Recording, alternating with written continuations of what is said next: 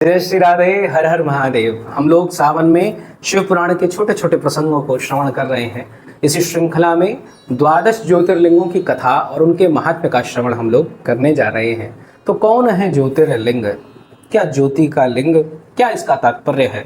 तो ज्योतिर्लिंग का मूल भाव ये है कि साक्षात शिव रूप जहाँ पर विराजमान है, साक्षात देवादिदेव महादेव सांब सदाशिव विराजमान है, उस स्थान का नाम ज्योतिर्लिंग है। उनमें और शिव शंकर में कोई भेद नहीं है, दोनों एक ही हैं।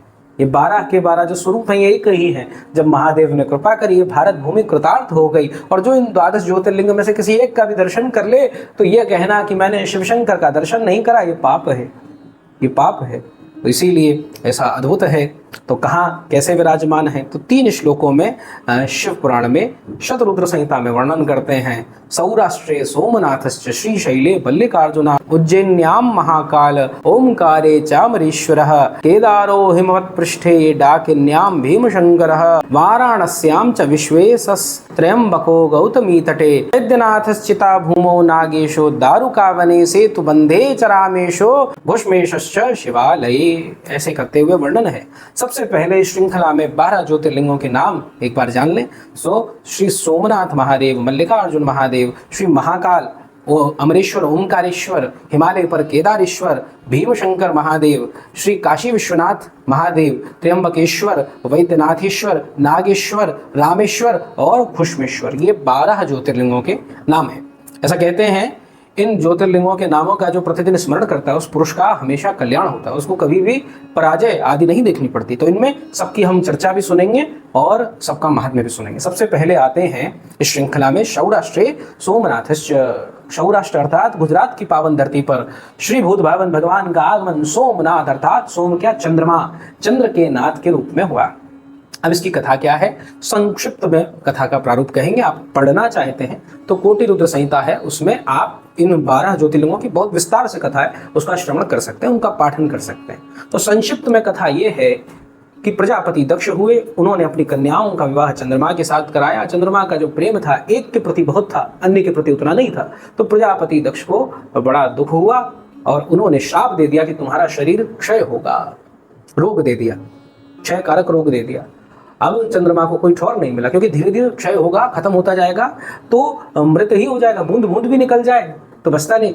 आदमी सोचता है बहुत धन है, बहुत पैसा है, पर धीरे धीरे कैसे गायब हो जाता है कुछ पता नहीं चलता। तो सीधी सी बात, अब चंद्रमा बहुत परेशान हुए। तब सौराष्ट्र गुजरात की इस पावन धरती पर आकर श्री महाकाल महादेव की आराधना करी, उनकी बहुत तीव्र तपस्या करी। तब महादेव प्रसन्न हुए।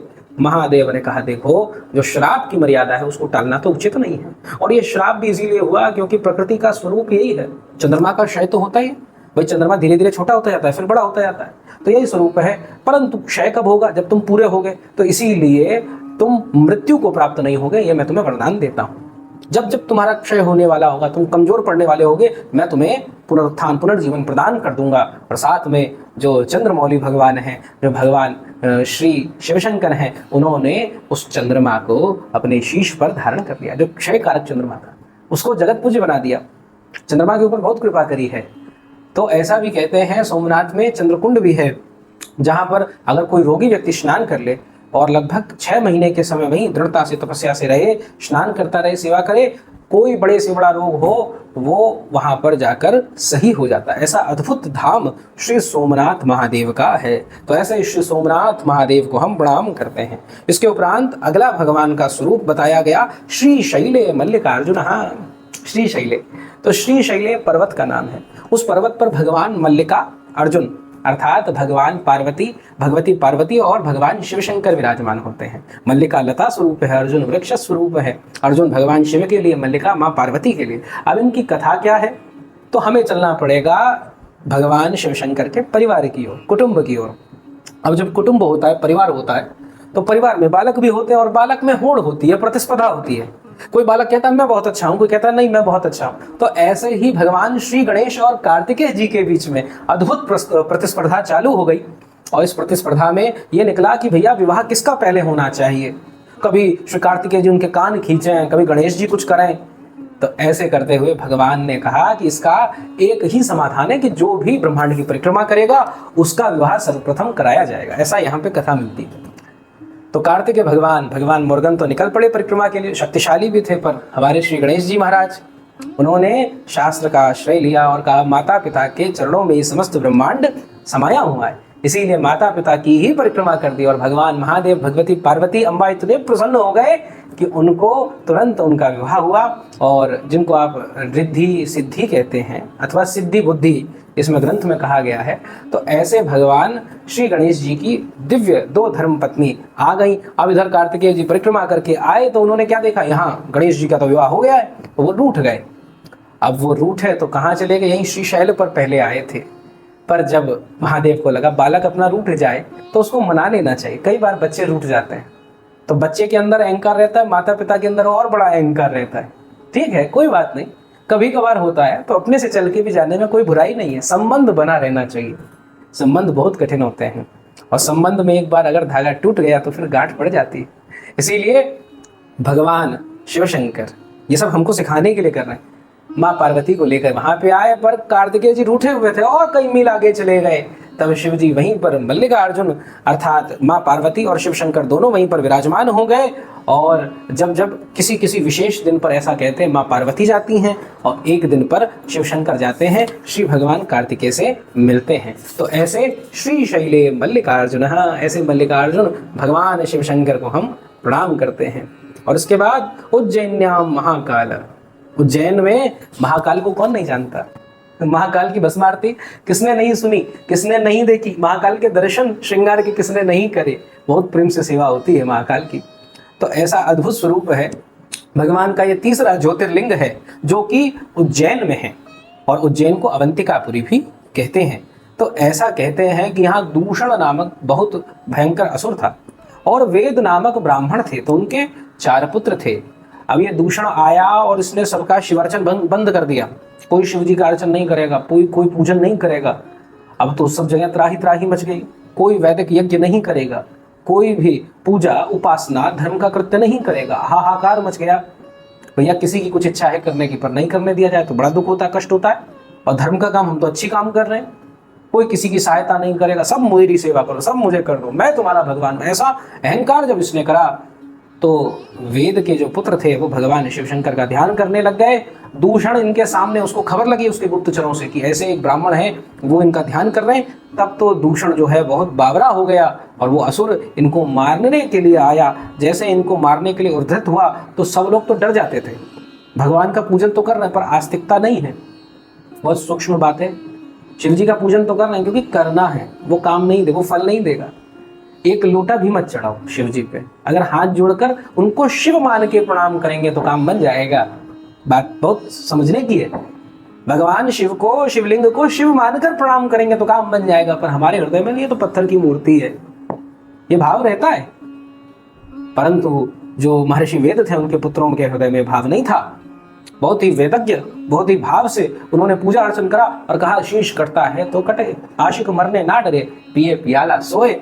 और इधर दूषण आया, मारने का प्रयास करा, तभी उधर से महादेव का महाकाल स्वरूप प्रकट हो गया और एक हुंकार मात्र, एक केवल हुंकार करी और उससे ही वह सारे जितने दैत्य उसके संग आए थे, वो जो दूषण था उन सबका वही नाश हो गया। तब भगवान शिव शंकर ने कहा तुम पे बहुत प्रसन्न है, तुम बताओ क्या करा जाए।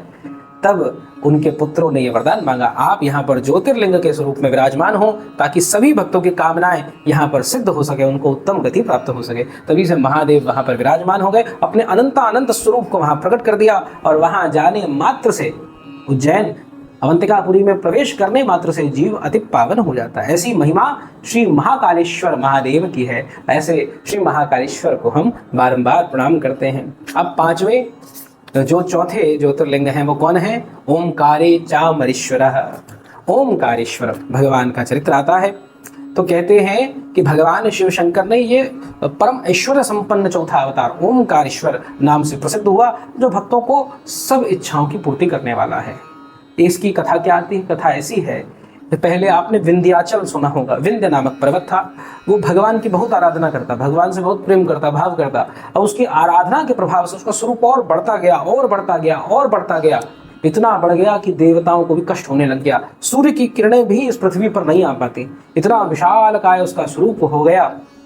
तब तो देवताओं ने उनके विरुद्ध अपना भाव जो था वो करने का प्रयास करा।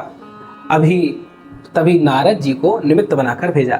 नारद जी ने कहा कि विंध्य तुम कितने भी बढ़ जाओ, पर सुमेरु तो सुमेरु है, जो उधर मेरु पर्वत है उसकी क्या तुलना, उसकी तो जगत वंदना करता है, देवता सूर्य आदि भी उसकी परिक्रमा लगाते हैं। तो बोले मैं वैसा कैसे बन पाऊंगा, तो इसके लिए तो तुम्हें शिव जी की आराधना करनी चाहिए।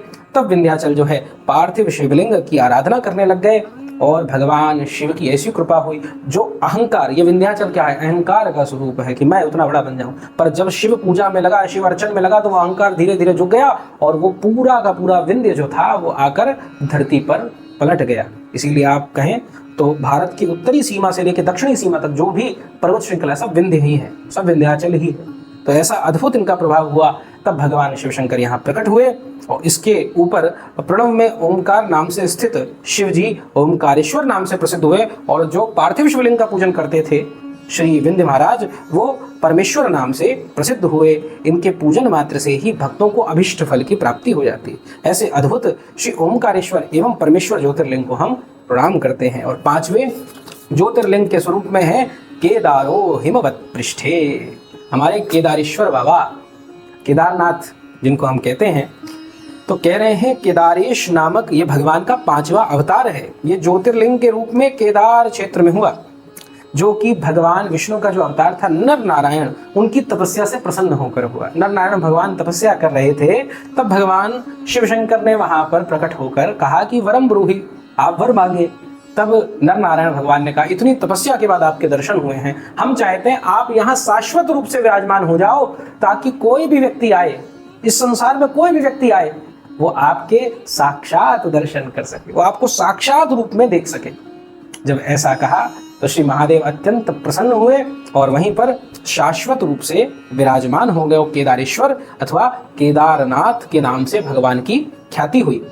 ऐसा भी कहते हैं कि जब भगवान श्री केदारेश्वर वहां विराजमान थे तो कैसे थे, पहले प्रत्यक्ष थे, मतलब जो व्यक्ति जाता था उसको सामने शिव जी दिखते थे। पर क्या हुआ, जब पांडवों के द्वारा स्वर्गारोहण के लिए निकले, जब उनको पता चला कि अब श्री कृष्ण ने भी लीला विश्राम कर दी है, तो अपने पुत्र को राजा बनाकर स्वर्गारोहण के लिए हिमालय की ओर निकले। तो पांडवों के दर्शन न करने की इच्छा शिवशंकर भगवान की थी कि इनको मैं अपने दर्शन नहीं देना चाहता, परंतु भीमसेन ये जान गए, भीमसेन थे वो तुरंत जान गए और वृषभ के रूप में भगवान शिवशंकर वहां पे विद्यमान थे। तो तुरंत उनको पकड़ने का प्रयास करा, भगवान ने अपने आप को धरती के अंदर समाने का प्रयास करा। तब तक ऐसे हुआ कि भीमसेन ने उनकी पीठ का, पृष्ठ का जो भाग था उसको पकड़ लिया, इसलिए हिमवत पृष्ठे, पीठ के भाग को पकड़ लिया। उसी के दर्शन होते हैं शिवलिंग के स्वरूप में। वो जो भगवान श्री शिवशंकर महादेव की वृषभ के रूप में पीठ है, उसके दर्शन वहां पे होते हैं। और कहते हैं जो मुख के दर्शन हैं, ऐसा संतों से सुना है, तो वो वहां पर आपको पशुपतिनाथ में, नेपाल में होंगे। तो ऐसे केदारेश्वर भगवान का संपूर्ण स्वरूप है, और जो इनके दर्शन कर लेता है तो उसको कोई तपस्या नहीं करनी पड़ती, वहां जाना है केदारेश्वर के पास में, केदारनाथ के पास में, और जो मनोकामनाएं बोल देनी है, आपका सारा कार्य बन जाएगा। परंतु केदारेश्वर कैसे जाना है, दूसरों पे बोझा बन के नहीं जाना है, उसके लिए भी जो तपस्या है, उसके लिए जो मेहनत है वो स्वयं करनी है। नहीं तो भैया अपने घर का शिवालय बहुत है, किसी जानवर के ऊपर चढ़ के, किसी इंसान के ऊपर चढ़ के जाने का कोई लाभ नहीं है, मूर्खता है। छठे हैं श्री भीम शंकर, ऐसा अद्भुत स्वरूप है। तो कह रहे हैं डाकिन्याम भीम शंकर, ये भगवान का अत्यंत अद्भुत अवतार है। तो इसको हम बड़े भाव से सुने। भीम नाम का एक असुर था। अब वो असुर जो था वो बहुत ही बलशाली तो था, परंतु अपने कुल में उसको अपने जो पिताश्री थे उसका पता नहीं था।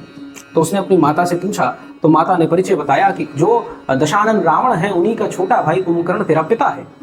तो उसने आगे की बात नहीं जानी कि कुंभकर्ण ने इनकी माता को भी परेशान करा था। असुर बुद्धि होती है, मूर्ख बुद्धि होती है, तो छोटी बात पकड़ के बैठ गया और हट करने लग गया कि अब मैं उसको नहीं छोड़ूंगा, किसी देवता को नहीं छोड़ूंगा, इन देवताओं को चैन से बैठने नहीं दूंगा। मेरे पिताश्री को इन लोगों ने मार दिया, मरवा दिया, वो विष्णु, उसको मैं नहीं छोड़ूंगा। बोले उनको तो तुम नहीं मार सकते, तुम्हारी सामर्थ्य के बाहर की बात है। तो उसका पोषण किससे होता है? तो बोले यज्ञ से होता है, बोले ऋषियों से होता है, महात्माओं से, संतों से। बोले इन सबको जीवित नहीं छोड़ूंगा, पर इतनी शक्ति देवता आके तुझे रोक देंगे तो फिर मैं तपस्या करूंगा। इसने ब्रह्मा जी की तपस्या करी और ब्रह्मा जी की तपस्या से इसको अतुलित बल की प्राप्ति हुई।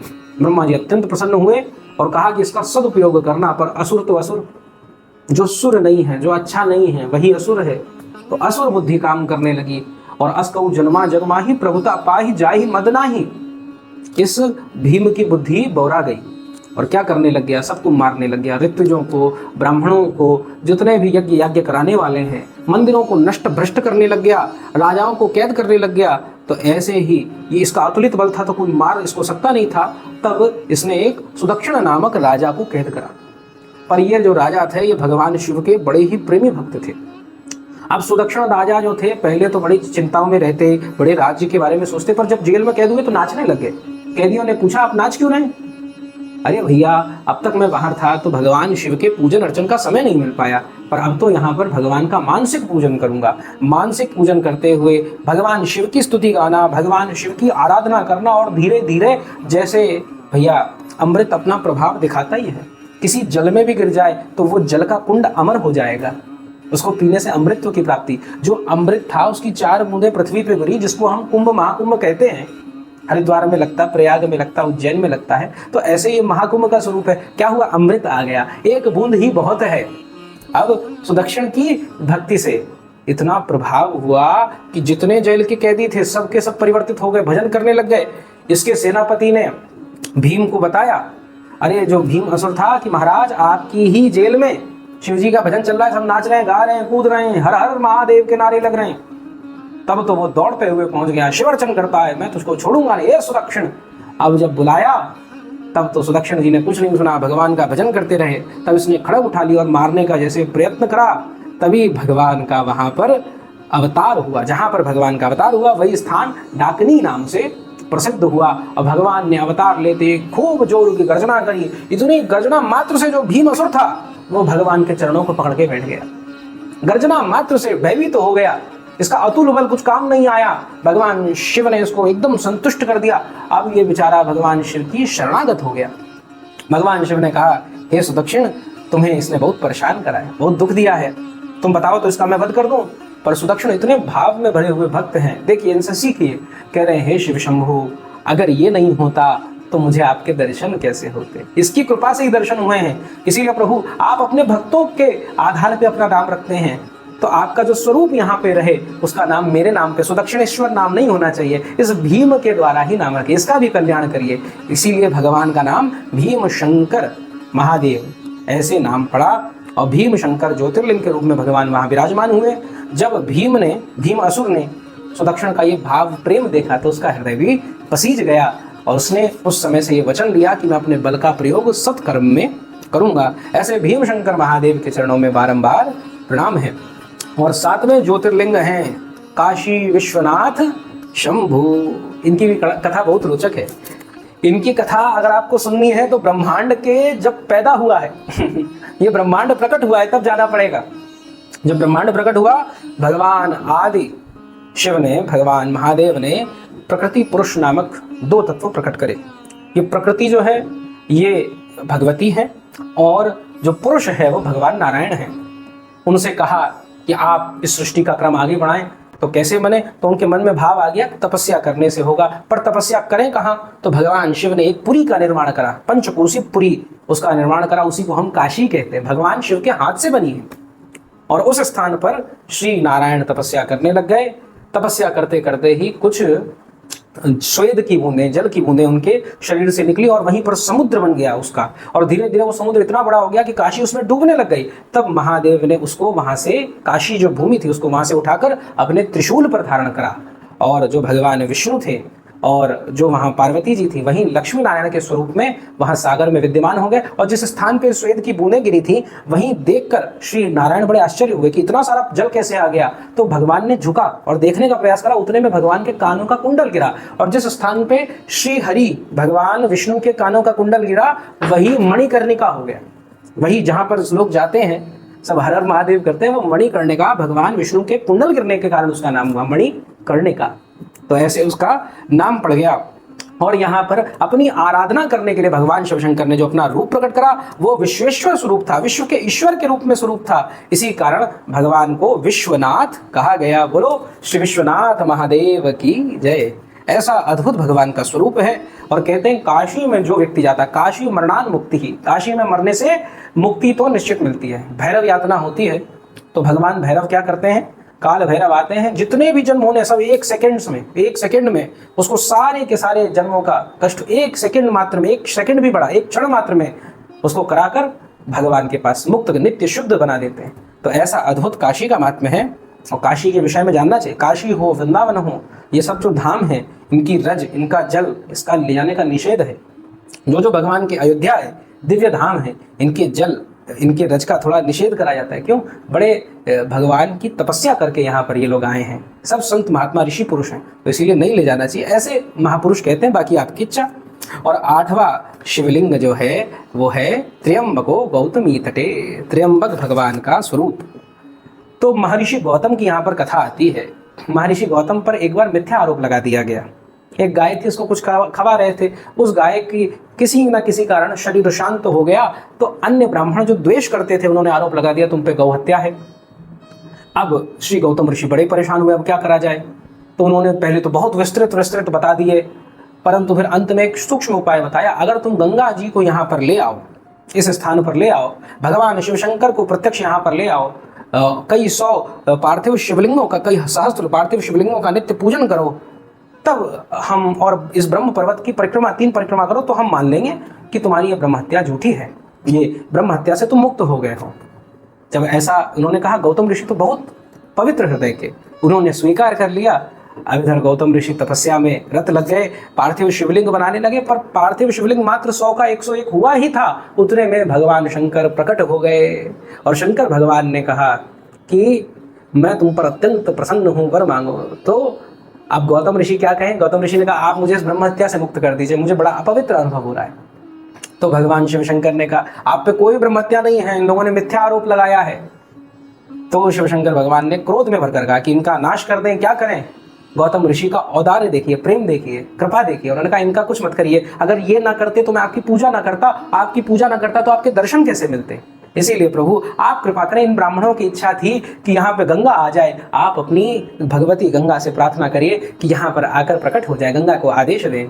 तो गंगा जी का एक स्वरूप वहाँ प्रकट हुआ, वही गोदावरी जी के नाम से जाना जाने लगा। और भगवान शिवशंकर ने भी अपना एक स्वरूप प्रकट करा, जिसका, क्योंकि माता गंगा ने कहा था कि मैं आपके बिना नहीं रहूंगी, तो अगर आप विराजमान होंगे तभी मैं विराजमान होंगी। तो इसीलिए भगवान श्री महादेव ने भी अपना ज्योतिर्लिंग त्र्यंबकेश्वर के रूप में यहाँ पर प्रकट करा है। तो ऐसे प्रभु को हम प्रणाम करें। आगे नवी संख्या जो है, उसमें जो ज्योतिर्लिंग भगवान है वो कौन है? वो श्री वैद्यनाथ है। वैद्यनाथ, अब नाम से ही समझ जाए, वैद्य मतलब क्या? डॉक्टर। तो आजकल हमारे वृंदावन में डॉक्टर हनुमान जी बड़े खूब आनंद कर रहे हैं। तो ऐसे ही वैद्यनाथ ज्योतिर्लिंग जो हैं ये भी डॉक्टर हैं, इन्होंने भी बहुत लीलाएं करी हैं। और रावण के संग इनका बड़ा प्रेम रहा। कैसे? रावण तपस्या कर रहा था, उसने पहले खूब यजन करा, खूब नाम जप करा, परंतु भगवान प्रकट नहीं हुए। तो उसने अपनी प्रिय वस्तुओं को चढ़ाना शुरू करा, परंतु भगवान प्रकट नहीं हुए। उसने कहा फिर शीश को ही चढ़ा देंगे, एक एक करके अपने 9 शीश काट दिए, परंतु तब भी भगवान प्रकट नहीं हुए। तो 10वां शीश जैसे काटने वाला था, भगवान महादेव प्रसन्न हो गए और उनसे कहा हे रावण तुम वर मांगो। तो रावण तो अत्यंत प्रसन्न हो गया, उसने अपने वरदान मांगे कि मुझे संपत्ति मिले, मुझे आपकी भक्ति मिले, ये सब मिले। पर भगवान शिवशंकर को लगा कि इसके बेचारे के 9 शीश थे, मेरे पास आया है, अब 1 शीश वाला हो गया, ये अच्छा नहीं है। भगवान शिवशंकर ने अपनी तेज का प्रयोग करते हुए इसके 10 के 10 शीश पुनः स्थापित कर दिए, तो ये वापस दशानन हो गया। अब तो रावण बड़ा प्रसन्न हुआ, तपस्या के बाद जो थकान थी वो भी निकल गई। तो ऐसे प्रभु को उसने नाम देकर पुकारा, हे प्रभु आप तो वैद्यों के नाथ हैं, वैद्यनाथ हैं। तो ऐसे पुकारा और एक आग्रह करा। क्या आग्रह करा? आप सदा सर्वदा मेरे साथ रहिए। अब भगवान शिव तो जानते थे ये ऐसा भगत है, ये ऐसा भगत है जो भगवान को अपने अनुकूल रख के चलता है। भगवान हो ना, मेरे अनुसार चलो, मैं इतने बजे उठूंगा, आपको इतने बजे नहलाऊंगा, आपके विधान को मैं नहीं मानता। तो रावण के अहंकार को जानते थे, इसलिए अहंकार का दमन करने के लिए अपना एक शिवलिंग स्वरूप दे दिया और कह दिया कि अगर इसको कहीं रख दिया तुमने तो फिर हिलूंगा नहीं। रावण कंधे पे लाद कर ले चला शिवलिंग भगवान का ज्योतिर्लिंग स्वरूप को, परंतु तभी जो उस प्राकृतिक स्वभाव होता है मनुष्य का, उसको बहुत तेज वेग हुआ, मूत्र आदि का वेग हुआ। अब वो कहाँ जाए, क्या करे, उस पर कुछ संतुलित ही ना हो पाए। तो एक व्यक्ति जो खड़ा था उसके हाथ में देकर वो चला गया, पर जब वो शांत होकर आया तो उसने क्या देखा? शिवलिंग भगवान तो वहीं पर रखे हुए हैं। शिवलिंग भगवान वहाँ पर विराजमान है। तो ऐसे चिता भूमि में जो विराजमान है वही वैद्यनाथ शिवलिंग है, ये प्रमाण है। तो ऐसे महादेव चिता भूमि में विराजमान हो गए। रावण ने बहुत प्रयास करा, पुनश्चा नहीं गए, और वहीं पे आज भी विराजमान है। और जो भी इनका दर्शन करता है उसको निश्चित ही भोग और मोक्ष की प्राप्ति हो जाती है। इसको पढ़ने से, इसको सुनने मात्र से ही व्यक्ति को भोग और मोक्ष की प्राप्ति होती है। ऐसा सुंदर श्री वैद्यनाथेश्वर का भाव है। और भगवान का 10वां अवतार हुआ है नागेश्वर के रूप में। नागेशु दारुकावनम, तो दारुक वन था और वहाँ पर पश्चिम के क्षेत्र में, और वहाँ पर बड़े ही दुष्ट जो राक्षस थे वो रहा करते थे।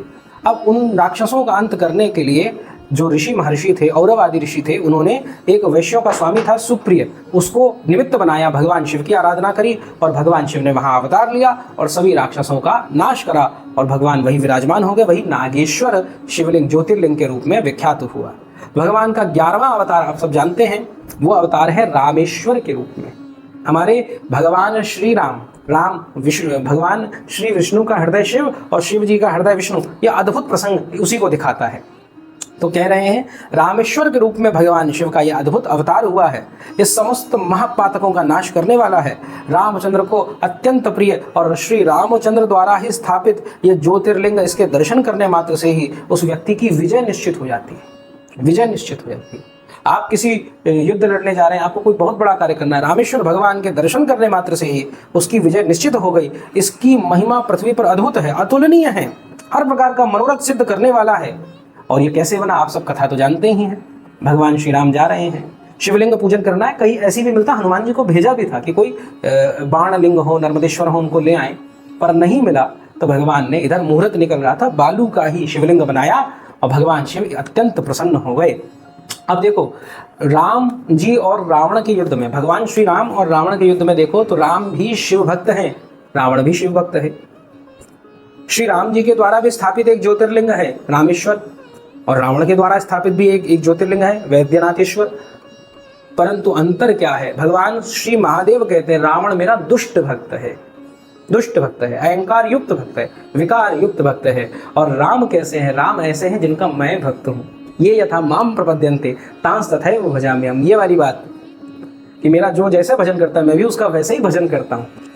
तो ऐसा अद्भुत भगवान श्री राम और शिवशंकर जी के बीच में प्रेम। और हनुमान जी कौन है? भगवान रुद्र का ही तो अवतार है। तो ऐसा अद्भुत प्रेम हुआ।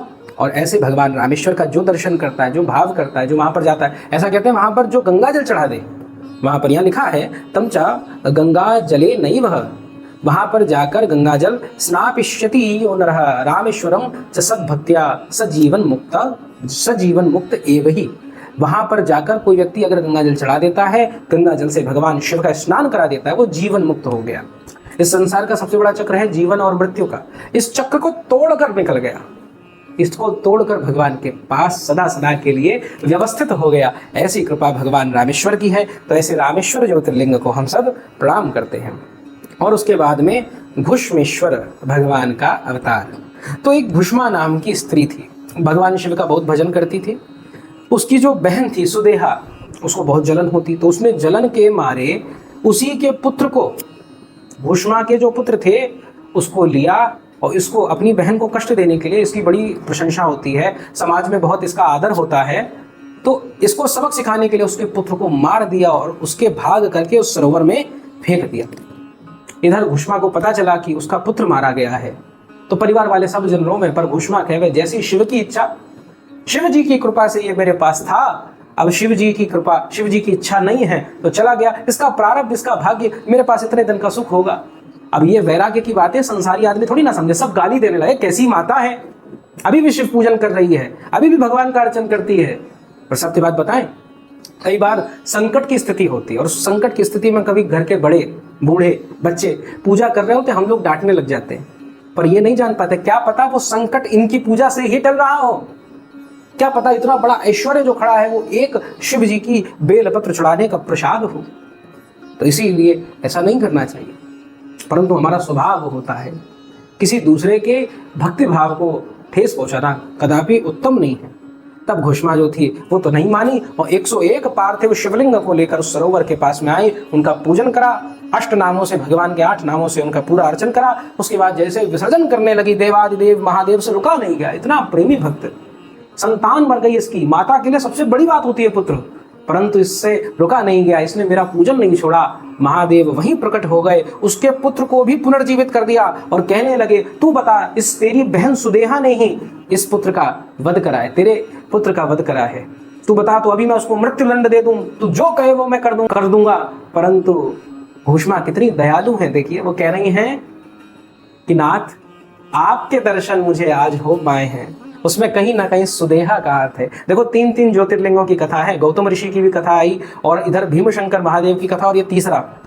एक ही बात, किसी के प्रति द्वेष नहीं, कह रहे हैं अन्यस्य दोष गुण चिंतन माशु मुक्त्वा, किसी का चिंतन क्यों करें।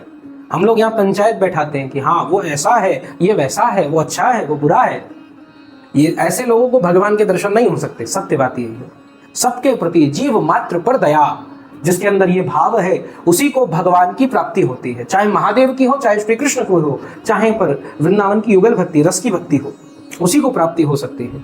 भूष्मा ने कहा, इसकी वजह से ये आपके दर्शन हुए, इसका तो कल्याण हो, इसकी बुद्धि उत्तम करो, हे प्रभु ये भी आपकी भक्ति करने लग जाए।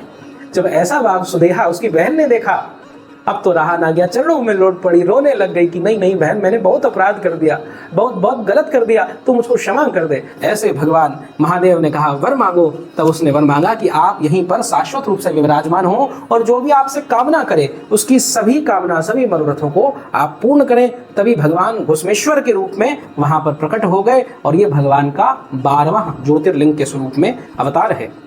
तो कहा गया, ऐसे भगवान के ये ज्योतिर्लिंगों की जो कथा है, इसका श्रवण करने मात्र से ही व्यक्ति अनंत सुखों को भोगता है।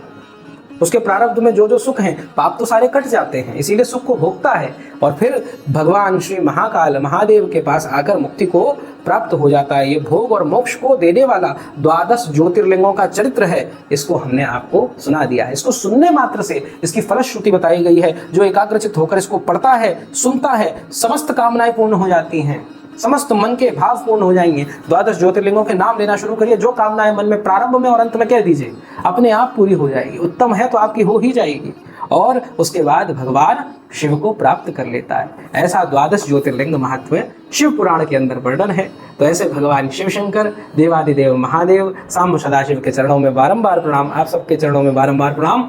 और ऐसे ही सत्संग हम करते रहें, इसी के लिए आप इसको अधिक से अधिक लोगों तक पहुंचाएं ताकि वो भी आनंद से इसका महत्व का श्रवण कर सकें। जय जय श्री राधे, हर हर महादेव शंभो।